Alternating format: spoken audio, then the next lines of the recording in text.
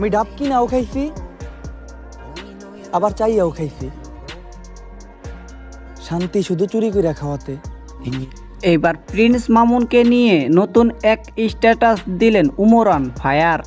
দর্শক, ভিডিওটির বিস্তারিত জানতে ভিডিওটি শেষ পর্যন্ত দেখুন। বন্ধুরা, কিছুদিন আগে থেকেই প্রিন্স মামুনের সাথে লাইলার চলছিল দ্বন্দ্ব।